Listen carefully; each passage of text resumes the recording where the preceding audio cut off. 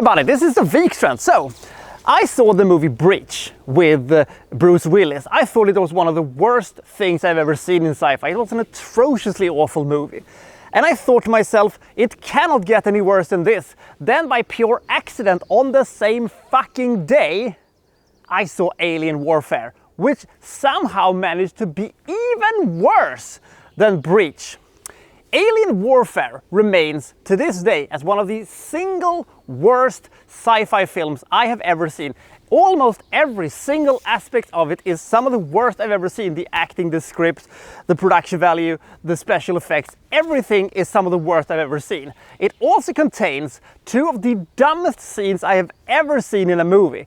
It doesn't quite eclipse the Dreadnought scene in Death Race or the wedding scene in Sonic the Hedgehog 2, but those movies at least have, the decency of having, big budgets, so they should have figured out how stupid they were. You can maybe sort of excuse this movie for this stupid sequence because, they might have been amateurs or they might have forgotten that there was a window there or whatever, but nevertheless, this is a horrendously bad movie. Let's find out how bad it is and what it is about, shall we? This is Alien Warfare.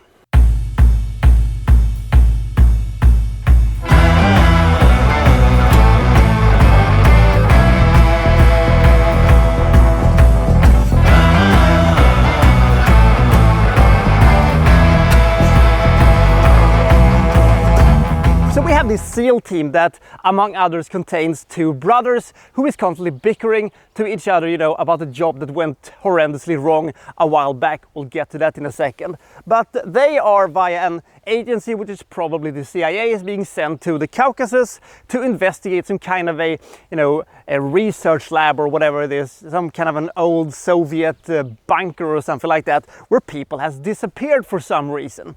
They come to the place and finds that 100 people has gone missing. The only people there is basically this scientist who tells them that, well, we found this artifact that we think is alien of some kind, and and then 4 aliens in Power Ranger cosplay outfits shows up. They are invincible, they are immortal, and they're here to kick ass. Can the SEAL team protect themselves from this threat, and why is the aliens here, and will this be the end for the humanity? Oh, the humanity. So there is a sequence where, they're talking to the scientist lady and she, tells them that I cannot show you what's in there. It is so secret. And if you see it, all your life will be changed forever, blah, blah, blah. It is this long speech about how they absolutely cannot see what is inside that room. And, after convincing her to show them, they go in there and they take a look at the alien artifact. And then they kind of pans over a little bit, and then you see that it is this huge ass window there. So they must have seen it through the whole time, as she was telling them that you cannot see what is inside of there. But there is this big fucking window. When I saw that, I was like, huh? Are you shitting me? So this movie feels like it was made on an absolute shoestring budget by complete amateurs.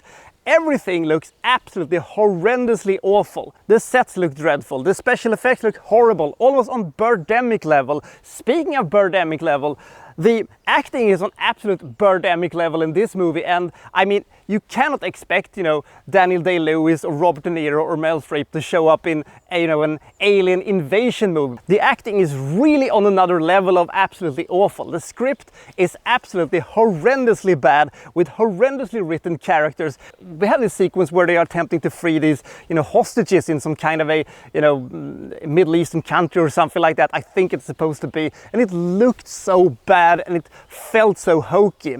And I mean, if you're comparing this movie to, let's say, a movie called Revolt, which is, a movie that virtually nobody has seen, which is also an invasion movie about, aliens invading for some reason in Africa of all places. Well, somebody's gonna have to invade Africa also, I guess. Even though that movie, even though it wasn't very good, at least had decent production value. This has the production value of, I don't know, a home video almost. And also, is it a little bit coincidental that we have 4 aliens and 4 guys who are in the SEAL team? I don't know if we actually see the 4 guys and the 4 aliens in the same shot ever, so I don't know. I'm just asking questions.